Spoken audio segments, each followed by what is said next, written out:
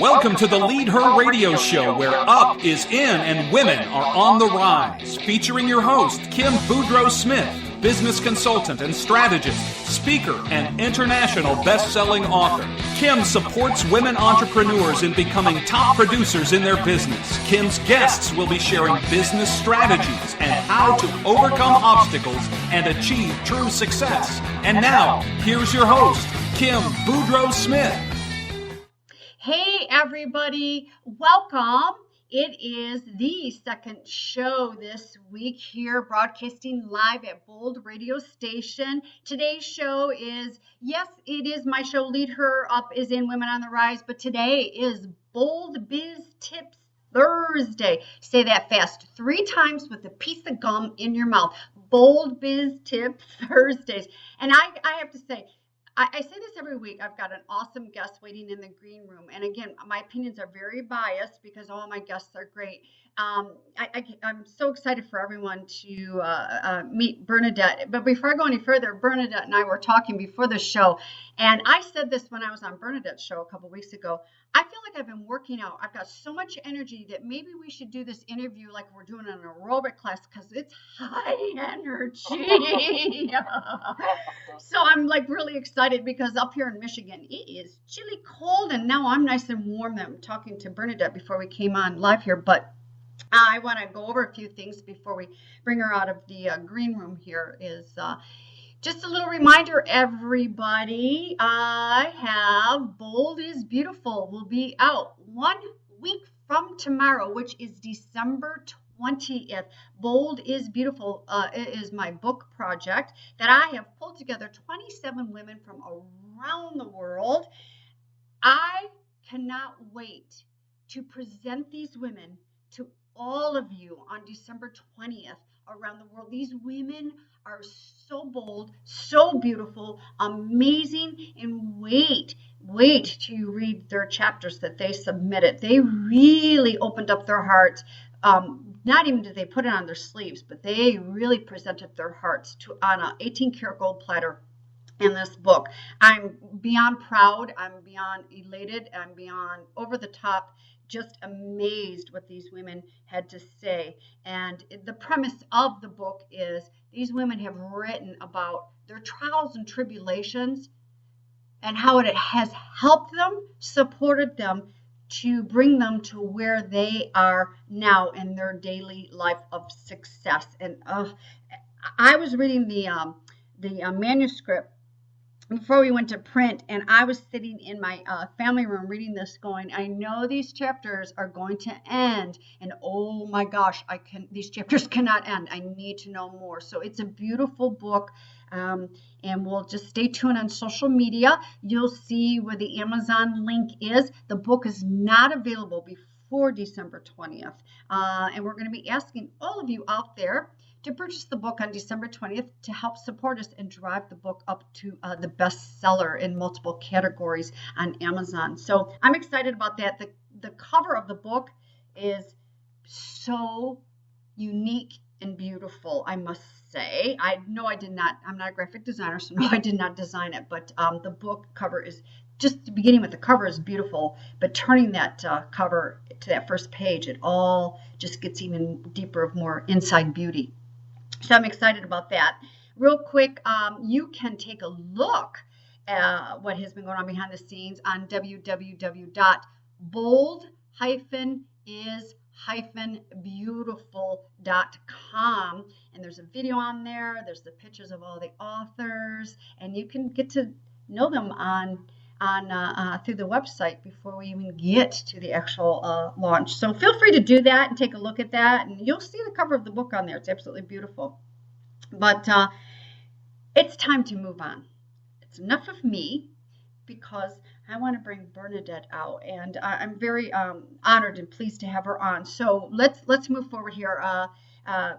Bernadette Bose is known as a ball of fire author, speaker, screenwriter, strategic leadership consultant, and change agent who inspires, motivates, and equips her fans, followers, and clients around the world with the mindset needed to achieve success and prosperity in their life and business. Bernadette is the founder of Ball of Fire Inc., a media and entertainment company, as well Ball of Fire Consulting, a business management and leadership growth company, both of which are right there in Atlanta, Georgia.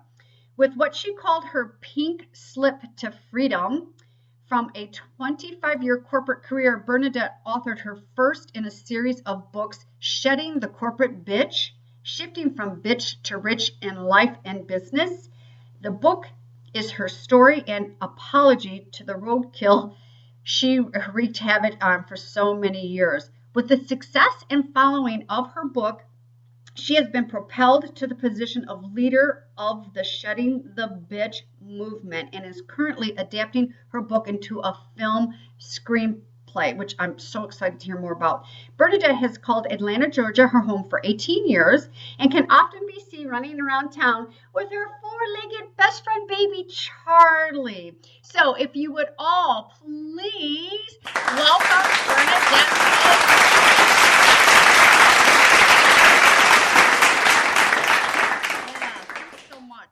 For being with us. We're going to talk today about shifting from bitch to rich in business and life. And Bernadette, as we were talking beforehand, I really want you to share how you went that transition. You and I have a lot of similarities. How you went from that transition from corporate, because I used to be in corporate, to the freedom. I love how you say pink slip to freedom. And how these books are evolving into a manuscript, because I'm in awe of that. I think that is amazing. So let's begin with, before I go further, I got to tell everybody, I know why your business is called Ball of Fire, because you are a ball of fire. It's like I was saying earlier, I'm like, I'm bouncing off the walls talking with you. In a very good way, high energy. So let's begin with your corporate career. What did you do in corporate, and how did you make that transition into your Ball of Fire company? Wow. Pretty much, I was in pretty much retail and then into retail technology industries for pretty much my whole career. Started off, I worked very young. I have 11 brothers and sisters, and wow. I come from a father and a family who came from the Depression. So we learned how to work very young in order to even put ourselves through high school and do other things. Pair of pants, we needed to kind of earn it ourselves, which taught me a fabulous and unbelievable business acumen. And I started working at at 14. I told him I was 16. Who knows? But and I kind of just progressed from there and pretty much started in corporate while I was still in college, and was fortunate enough in only the 3 companies that I worked with my entire career to always have some great mentors that kind of brought me along with them. So through various roles and responsibilities, and just being somebody who is always looking for a new opportunity to challenge myself, I was very fortunate to progress very nicely and very quickly through the ranks of corporate America. So my last 14 years before leaving corporate was with one company where I was doing everything from business consulting with Fortune 100 companies to overseeing a global organization as a global vice president of organization development. Had a very organic corporate life and experience. I like the fact that you say that you started at a very young age, because, boy, I'm sitting here listening to you, Bernadette, and you really have accomplished a lot in such a short amount of time. If you say 50 plus is a short amount of time, no, I'm kidding. All right, and with that, and I love that. I love your laugh. So everybody listening, do you understand why I say ball of fire? She is a ball of fire. Just with that laugh alone, and just look at everything that so far, what you've heard in this short amount of time, how much Bernadette has accomplished. But wow, you've had a really healthy, prosperous corporate life. Well, to a degree, and that's where the book came into play. Was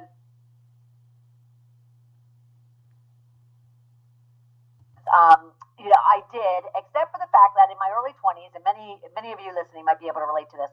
In my early 20s, I was surrounded. I left a tight knit middle class family of 14, and like I said, I had to work my whole life for things, and I was put into an environment in college in Boca Raton, Florida, where all the kids around me had everything I didn't have growing up. And then when I did start my career very early in corporate, they also had all the things that I really wanted, which was position, power, and prosperity. Those were the three kind of things that since I was like 10, I wanted because I didn't have them.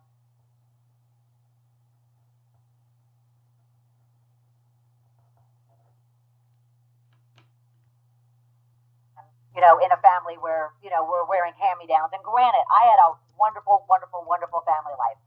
But my idea of success was kind of defined more materialistically than emotionally. And so I decided at a very young age, because of the influences around me, I kind of saw the people in my work who had what I wanted, but they also had this attitude about them.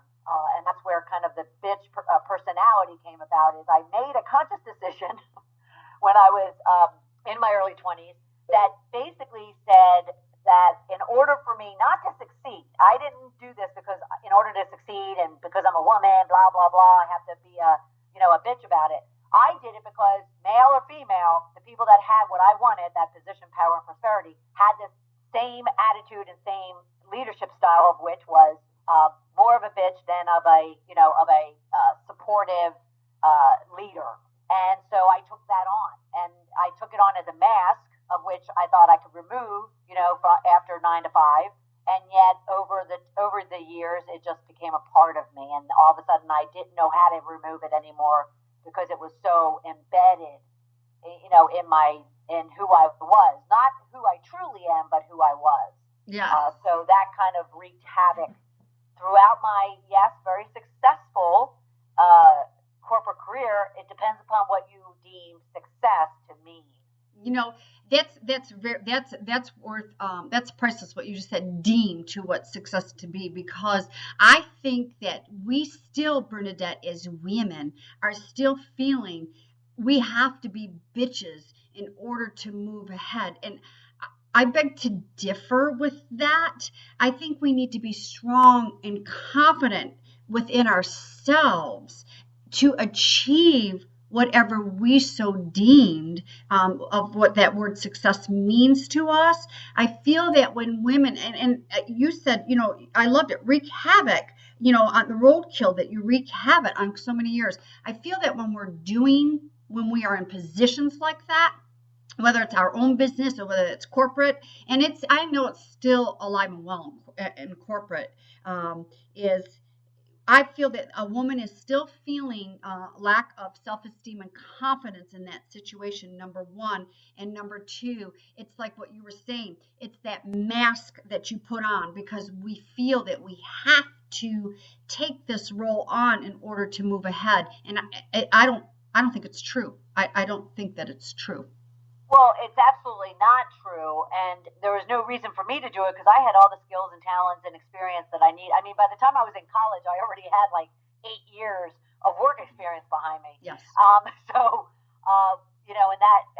that was enough to kind of just differentiate myself from even the more experienced, more mature people in business.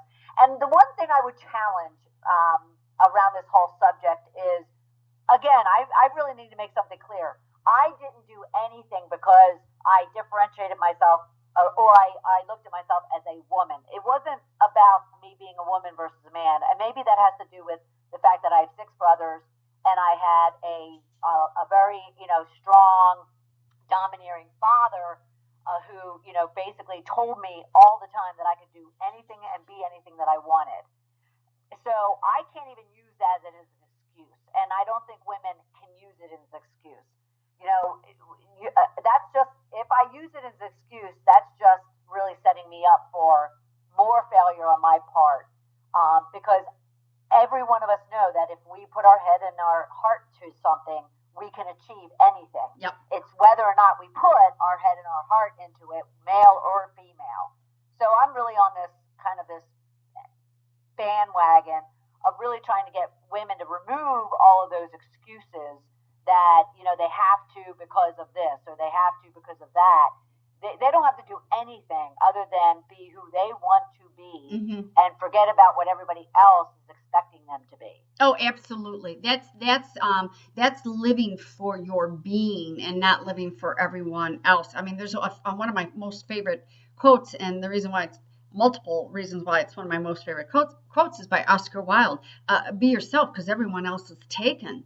And the reason is because, first of all, I love that quote because it's so short and I can remember that. And two, it's because it's so real. It's so true. Who else are you going to be with everyone else being taken? And just to move forward and be yourself and forget about, because it's a man's world or because it's a woman's world, or I'm afraid to be calling a bitch because I am pushing the envelopes here. You know what? Hey, let's get over that right here now. So Bernadette, did you pull a lot of this? So in your first book, a lot of this story that your experience, did you implement in your first book? I did, and that's a great question. I haven't been asked that before, but yet I talk about it a lot because I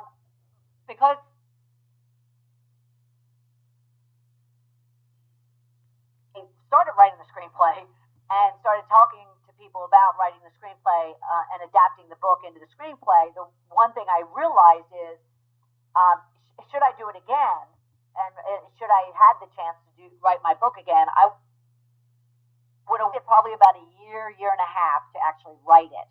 Because what I really talk about and coach and train and consult on now is really what happened about a year and a half to 2 years after I actually left corporate and realized kind of the bitch of a woman I was and how that impacted my life for those 25 years. I like that. What you just said, how that impacted your life. Years. Yeah. And so therefore the screenplay actually touches on it. Yeah. Because the book kind of, and it did. I mean, everything about it. So yes, the book touches on, and it's more of a story, because let me back up and just explain. I wrote the book merely and truly as an apology. I expected to kind of put pen to paper, write this book like a letter, send it off to about 100 people, and be done with it. So I never intended it to kind of take a life of its own as it has over the last 3 to 4 years. And so it's written as a story. It's not, a lot of people they'll say to me, I was expecting it to be more of a business book, more of a leadership book. And what it is it's an explanation for people as to who I was, what made me shift into that mindset to begin with, and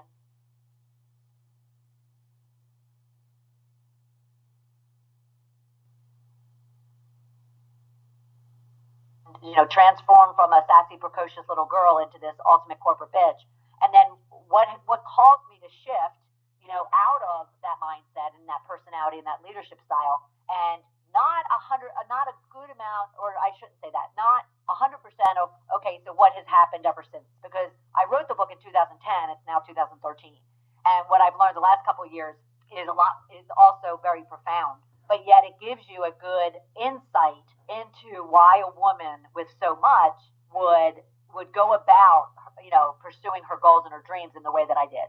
Wow, that's amazing. So let's stay right there for a second. I want to bring you around to, so what do you mean by shifting from bitch to rich? Because what do you mean shifting from bitch to rich in business and life? Because when I hear that, I think of you immediately. I mean, that's your message, that's your branding. Right. And it's what a lot of people talk about, just in a different kind of message. But what it is it's just shifting. Think of it like pain going from pain to joy, or going from not knowing yourself or liking yourself to when you do. Basically, when I left corporate, and it was a pink slip to freedom. It was a day when it was the Monday after Thanksgiving in 2007, and I went into what I thought was my weekly status meeting, and it turned out to be, being handed a pink slip. And I didn't even let many words come out of his mouth when he was telling me, and I just kind of said, "Stop. You don't need to explain. I'm out of here." And I went back to my office, picked up my belongings, and left. And I walked out of that parking lot, and I literally, right then and there, kind of shed all of this angst and attitude and all this junk that I was carrying around for so long. I mean, I was joyous about losing a very high-positioned, high-paying, high-powered job and corporate identity, quite honestly. Because I also made the decision right then and there that I wasn't going back into corporate and or at least into that mindset again. And yet I didn't understand it completely. I didn't get it. I didn't know why I was so happy. My family and friends certainly didn't understand why I was so happy. And so I had to kind of dig deep and really confront who I really was that was making me, kind of so joyful that I just lost everything that I've been building for 25 years. And that's when all of a sudden I had this kind of realization, this slap in the face one day that kind of said, you weren't paying attention to it for 25 years, but guess what? You were this nasty, curt, aggressive, unappreciative, selfish person for so long. And in order for you to find the riches in life, and the riches to me was no longer the position, power, and prosperity, it became happiness, contentment, joy, and love, then in order to do that, you need to shift. You need to get yourself shifting from that bitch of a mindset to a rich mindset that will allow you to achieve whatever it is you want. I love that. I love that. So let's stay here because Bernadette, I had asked you before we came on if we could give away a couple of tips because today is Thursday. Thursday is Bold Biz Tip Thursday. So yep. If we could stay here for a moment because I hear this. I hear this from you. I hear this from me. I hear this from all the women out there that I'm connected with on social media. This mindset shift, this shift from bitch to rich. So where do you begin? I mean, where can a woman who's listening in today, or not even just a woman, where can a person who's listening in today going, yeah, blah, blah, blah. This is what I hear so much of this and it's harder than it is and has no idea where to turn next. The first step, what would you say to a person? Yes, acknowledge that it is going to be hard. I mean, I wouldn't have said that 2 seconds before you said that comment, but it is hard. It is not easy to confront yourself in the mirror.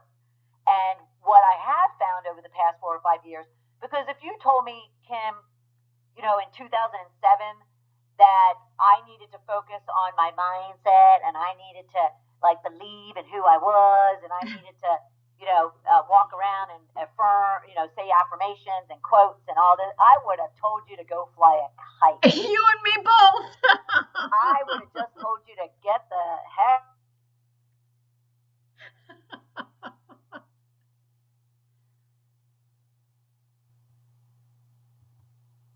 out of my space and leave me alone. I'm doing just fine. Seriously. Yeah. I call it, I always say that if you ever told me I'd be in the woo-woo business, today, I would have just, thought you were nuts. But anyway, but what I have learned in the last 5 years is that everything about life is your mindset. You could be as skilled and talented and as smart and as well-bred as you want to be.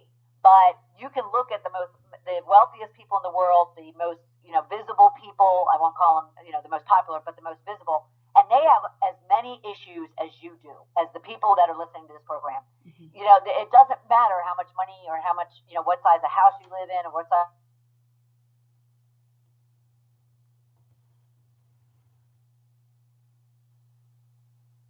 as a car you drive. Everyone has issues. Everyone has bitches within their heart and their head that are consuming them that they need to get rid of.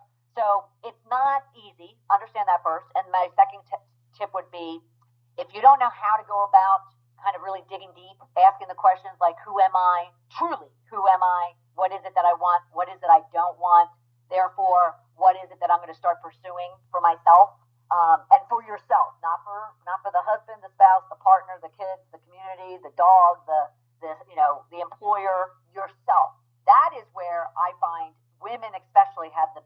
challenge is really facing and confronting who they really are. Mm-hmm. It scares them to even think about it. And therefore, if you don't know how to go about doing it,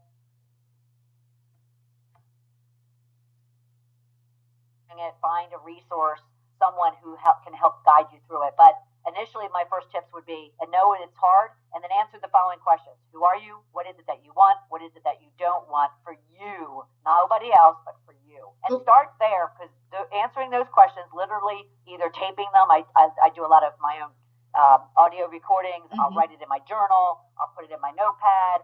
Whatever it takes. Really focus on it and understand what it is that you really, really, really want and who you really, truly are. Because I was not, for 25 years, the person I was when I was 10 and 15. And I found my way back to my 10-year-old self. Oh, that inner child. I love that. I love that. I love that. So say those 3 questions again, Bernadette. Who are you? Mm-hmm. What is it you want? Mm-hmm. And what is it you don't want? Yep. Yeah, absolutely. And everybody has answers to those questions. So if anyone's listening and their bitch in the attic, their hag in the attic is taking over right now and saying, ha, ha, ha, you really don't know what you want. We do really know what we want. And it's not going to be an overnight sensation, by the way, because Bernadette said a couple of things. She records herself, she journals, and it's so interesting, Bernadette, you just said that, because I just came this morning, I was teaching a leadership class for a nonprofit, and we're in the high school where I went to high school, and we've got a couple of kids in there that are wrestlers, and they're seniors and they're wrestlers. And so we're going, okay, what do you say to yourself before you walk into that wrestling match? And one of them goes, to change up my mindset before I go in there, I like to listen to music. And then the other one said, I do my positive I am affirmation statements. I am strong. I'm an awesome wrestler, and I can do this. And so I said, have you guys ever thought about taking those I ams and recording them on your phone? You can just play them to yourself as well. So it's interesting you were saying that, recording yourself. That's a great thing to do, is to record yourself, because if you're driving down the street and you're driving to a situation and it starts dominating you, you can always press the play button on your phone, because we've got recording devices on our phone. I mean, absolutely. I personally, Bernadette, I didn't just discover, but I just experienced this past week my first audio book, and it was. And you know what? I love it. I put my headsets on. I have to remember that there's a wire connected to my good old-fashioned iPod, and I unload the dishwasher off of. I'll just sit with my cup of coffee and just listen. And if especially in the morning, I like to read, and sometimes my eyeballs are really tired. I can listen. I love it. I just love those audiobooks. I love it. I love that listening, and also to the visual. But that's a really good point. Those 3 questions is to ask yourself. And remember, everybody, just like what Bernadette is saying, is just because you are in this situation in the moment doesn't mean that it is your true being. There may be more to that being. And that hag, that shifting from the bitch to rich. Oh my God, I love that hag in the attic. That I call her the hag in the attic. Well, let me just point out one thing too. I mean, for 25 years, excuse me, I thought who I was. So if I was to answer that question 10 years ago, I would have answered that question that I am, this corporate executive, high profile, woman who's traveling the world and blah, blah, blah. I would have defined her very almost artificially. And if you ask any woman, I was talking about this the other day with someone else, if you ask any woman who they are, they're going to say everything except the last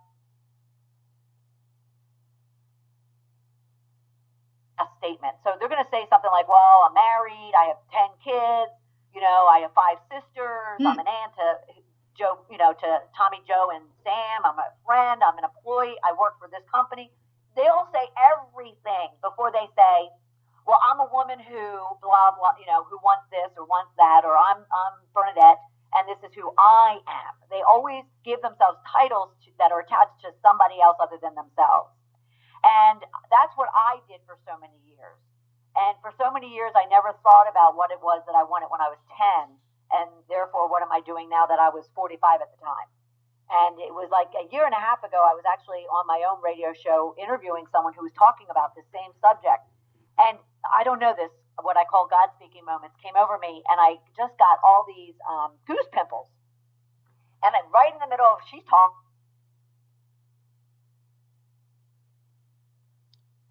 And right in the middle of it, I'm like, I want to be a radio talk show, like television talk show host. And she just kind of went, what? I didn't realize I was talking out loud. And she's like, what? And all of a sudden it came over me that when I was a kid, that's all I wanted to do, put a microphone in my hand and let me go out and kind of make people smile and make people laugh and make people, feel good about themselves. And here I was having this revelation in the middle of this conversation with someone and realizing that that's exactly what I always wanted to, I always wanted to do. That's who I wanted Bernadette Bose to be, was that plus, just a woman who can give and make people feel special and all those other things. And, so we can answer that question, but at first women typically answer it very artificially until they really start digging into what it is that they really believe that who they are and who they don't want to be and who they want to be. And carry through those other questions that I provided. Bernadette, that's why we have, no pun intended or anything like this, but empty nest syndrome. I watch a lot of my friends who have been in beautiful situations of managing a household and raising kids, which to me, I don't do that because we don't have children, but I think that's going to be one of the hardest careers in the whole wide world. But in the midst of all that, I've seen a lot of my friends lose themselves so that when the kids go off to college, it's like I see these women go, I just don't know what to do next. I guess I'll exercise, and it's like, well, you can't exercise 24 hours a day. Let's take out 8 for sleeping, or they just lose themselves. And I feel that has been so many, like you're saying, so many hats and titles that we women carry in our backpack around for the majority of our adult lives. So it's amazing. I love it. Shifting from the bitch to rich is just shifting through that, And ladies, do that before you get to the empty nest syndrome moment. Or anytime. I mean, anytime. If I do not regret. I don't have regrets. Everything happens for a reason, and everything made me who I am. And I spent 25 years being somebody other than who I am ultimately meant to be. And I don't want to see anybody doing that, whether they're 15, 25, or 50. Mm-hmm. So yes, anybody listening, it's just learn the title me. I'm me, and then and then define what that means to you and what you want that to mean, and then define what being a mother, sister, friend, employee, aunt, daughter, all those other things are after that. Yes, because those are all secondary. Those are all, that me is first, and then everything else is secondary. And by the way, that me is not being selfish. It's being self-fulfilling. It's not selfish. It's self-fulfilling. So check out that estrogen guilt and check it into the corner somewhere. Huh. Well, and one other thing, because I don't want to forget mentioning it, since this is biz talk, or biz tip Thursday. The one thing you mentioned, ball of fire, a couple times. It was interesting when I came out of corporate, and I was a consultant, and actually a coach was executive coach was one of my first careers. And I came out, and I was still very, very corporate, and I was very formal, very polished, very stuffy, very. And I'm not saying all you women, if you're in corporate, are like that. Don't get me wrong, but. So I come out and I start my own practice, my consulting and coaching practice, and I called it the Bose Group. And I thought that was appropriate. It sounded very professional, sounded very, polished, and yet I was never going to do business with corporate at those times. That's what my thought process was. And yet it never sat with me. And the reason why I'm bringing this up is another reason why you really want to pay attention to your, gut and who you really are, and those whispers, my God speaking moments, because it never, for a year and a half, it did not resonate with me. Every time I had to go and talk to somebody, I talked and loved what I was talking about, of how I could help them in their business and grow and do all these things, but telling them that it's the Bose group never sat with me. And then all of a sudden I was being introduced during a speaking event, and the woman who was introducing me decided to kind of go off on her own and go off script, go off my bio, or away from my bio. And she said, I just have to tell you, ever since I met this woman, she is one heck of a ball of fire. And she went on with my bio. And all of a sudden I'm getting chills up and down my spine. And I thought, that is it. That is exactly who I am. And therefore, I went ahead and I said, oh gosh, I have to, own that internally. And it became my business and kind of my brand, is Ball of Fire. So there's a lot of reasons to want to stay in tune with who it is that you truly are, because I bet you it's not necessarily 100% of who you are walking around defining yourself as. Yeah. Yeah, I really like that. Stay right here, Bernadette. So if you wouldn't mind, we still have some time left to the show. We have quite a bit of time left to the show, and the time is flying. So real quickly, share with the listeners, and I'm going to have you do it again at the end of the show. Share with the listeners how they can get in touch with you, because I've got another question for you. They can get in touch with me in two places. If it's balloffireconsulting.com is my major business consulting website. And then, of course, there's Shedding the Bitch, which is all around the movement and all around shifting from bitch to rich. So sheddingthebitch.com. And, of course, all you have to do is Google me, and I'm everywhere. Facebook, Twitter, Pinterest, YouTube. We have I do a lot of educational videos and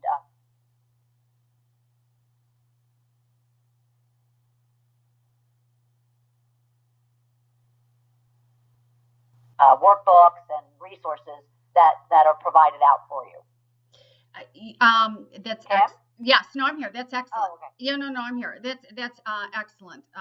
That's wonderful. And by the way, everybody, please track down Bernadette at least on social media, so you can keep up to date with this manuscript that she's going through. Bernadette, I love that you put posts on Facebook around that, because without having me to email you, go, okay, what's going on? I get to be a part of that journey in a very short amount of time of knowing you by seeing what you are shifting and going through with the manuscript. I think one of the posts most recently is, okay, I've got it down to X amount of words. It came back, I got to get it down a little bit more, X amount of words. And I'm like, oh, wow. I feel like I'm right there in Atlanta with you, going through some of that. So everybody reach out to, at least on social media, through this cool, Bernadette, that's an awesome journey that you're on with that manuscript. That's an amazing journey. Thank you. Yeah, I'll share, and I've shared this with you. And when I was on your show a few weeks ago, you were doing in the beginning, you had your introduction and you were talking about your manuscript. And I'm like sitting in your green room going, what? She's got a manuscript? Then you bring me on and I'm like, okay, wait a minute, time out. Oh my, I'm very impressed with it. That's a huge feat in itself. I think it's amazing. I think it's so cool. But here's my question. All right, you posed those 3 questions for a person. So they've answered now those 3 questions. Now what do they do to keep that shifting from bitch to rich? Now what's the next step? Well, I think I am a huge proponent, and anybody who has ever heard me, saw my writings, blogs, been in one of my workshops or training programs online or in person, knows that I am a huge planner and a goal setter. And I believe that in order to achieve any dream or goal that you have, and or even to go through, the process of continuing to shift, because once you shift, you're not done. Because something's going to come back up, and it's going to cause you to kind of go back through the process again, which is what I call my shift to riches formula, is basically is the process of shifting from bitch to rich. It's discovering who you are, confronting what it is that you like and don't like about what you discovered, and then shedding whatever it is that you don't want in your life and don't want in your heart. So then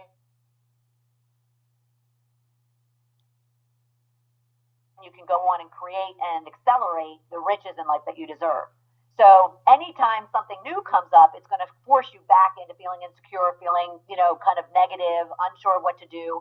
I mean, certainly when I went from writing a book is one thing. That was hard enough. Then into my screenplay, trust me when I say all of those insecurities and doubts and fears crept back up again. And yet I'm gaining these tools that I'm, creating myself, but also I'm leveraging every day in my life to where when fears come up now, they're not as fearful. They're not as hard. They're not as scary. And I know ways to work through them. So after you've answered those questions and you start to kind of really understand who it is that you are and what it is you want and don't want, now you can start saying, okay, so if I don't have what I want, I can start laying out plans, laying out my goals for going and pursuing those. And then laying out the tactical plan and action items that I need to do in order to achieve those goals. And so that would be the next step, is to find that goal setting, process, that goal setting discipline. And I do it every single day. Mm-hmm. There isn't a day that I don't wake up and the first thing that I do is grab a piece of blank paper and write out what I want to accomplish today. Yep. Because it's just so imperative and it gives you so much focus and clarity. Not to say I won't go off the track. Trust me. I'm not, feeling 100% today, so I'm a little off track. Hopefully not for you during this program. No. but I'm just being honest because, I'm off track to what I wanted to accomplish today. So it's just a process and it's just a methodology and tool to always have in your back pocket. So I would say, and if you want to, go to sheddingthebitch.com or balloffireconsulting.com. And you will find a very viable, very impactful, what I call Vision to Victorious Achievement video series that I have out there that basically will walk you through not only that formula for shifting from bitch to rich, but also through asking these questions, answering the questions, and then putting together your shift to riches goal plan, as I call it. Because that's what you want. You want a plan. You want to know that when you wake up every morning, put your feet on the ground, and you walk out that door, you're doing it with a purpose. And in order to have a purpose, you need a plan to back it up. Mm-hmm. Absolutely. Absolutely. And I do the same thing just like you do. I grab my sheet of paper. I know for the week, either my one big accomplishment or I might have 3 medium-sized accomplishments that need to get done. And then I grab my sheet of paper and day to day, my to-do goal set list. And I'll tell you what, Bernadette, and I know you're a little off track. You can't even tell, by the way. So let's just get that out of the way right here and now. And that does deter us as business owners. That does deter us, not distract, but it does deter us. But here's the deal. I don't know about you, Bernadette, but if I do not write down the stuff that needs to be accomplished, that I want to be accomplished, and needs to be handled for the day, as me being the business owner, oh my God, I feel like I'm behind an 8 ball if I don't do that. I feel like I have wasted time, and it will take me longer throughout the day to accomplish that stuff. And so I get to 8 o'clock at night Eastern Standard Time, and I feel whipped as opposed to energized, being tired at 8 o'clock at night, but in a more healthier way. I feel like everything had ran and controlled me. So yeah, you got to have a plan. Everybody's got to have a plan. You have got to have a plan. And we can't beat ourselves up. Like Bernadette is saying, she's a little off track today. She's feeling a little bit under the weather, not by much, really. Can you imagine? Okay, if she's a little off track today, can you imagine what she's like when she's 500% on track? Oh my gosh. Okay. But you've got those things written down. You can move them over to tomorrow, but you're not allowed. None of us are allowed to beat yourselves up for that, because that's another thing that people have a tendency to do is, oh gosh, I didn't get that done, and I'm nothing but a loser. We get that mindset going on in our heads. So I want to add to that, and then one thing you said to me just recently, you just said is so priceless. Another thing you just said is, I'm going to say this again. Priceless is when I just lost my mindset too as well there for a minute because it was so deep. I had to come from my gut and my heart and come back out here to my talking. Is when you did the books, you went through, and I'm going to paraphrase Bernadette, the fear, the self-doubt, for me, that brings on some anxiety. And then you grow from that. You become stronger from those emotions. And then when you were doing the screenplay, they showed back up. But you said each time they show up, I'm paraphrasing, smaller. They don't hang around. They're not as big each time. They don't hang around as long because we become more confident and we grow and we have those other tools in place to work us through, as I call the tsunamis, the storms. And Bernadette, did I lose you? Oh, hello. I'll keep talking. You know what? We have an internet issue here going on. So I am going to keep on talking here until I can get Bernadette back on again. Hang on here, everybody. So what Bernadette was saying is when we make new steps here and when we go into other things, our fears show up, our self-doubts, they show up. But they become smaller because we become stronger, because we keep stepping and growing every single day. And I'm still looking for Bernadette, and unfortunately we have lost her. So I want to go over a couple of things why I still have the listeners and why we're still live. And I'll keep watching for her on my screen for her to come back on. You can reach Bernadette at sheddingthebitch.com. And if you sign up, you can receive a Goal Setting to Riches workbook. Don't forget to check her out on Facebook and Twitter. She is all over social media. She also has a special program going on only till December 20th. And that's her Popular Vision to Victorious Achievement video series for only $19.99. It's typically $197. So go to her website at either sheddingthebitch.com and check her out and look for her. Bernadette, oh my gosh, I know we lost you. We've got some internet issues going on. I want to thank you so much for being on today. I'm going to sign off here on air. Everybody, thank you for being on today at the Bold Biz Tips Thursday at Lead Her Up as in Women on the Rise on the boldradiostation.com. I look forward to hearing all of you on Monday evening for my next show. Again, stay warm. You can get in contact with me at boldradiostation.com or kimbsmith.com. Please mark your calendars for December 20th because I will be launching Bold is Beautiful. So get on out there, everybody. Make it an awesome day and stay warm, and we'll see you next week.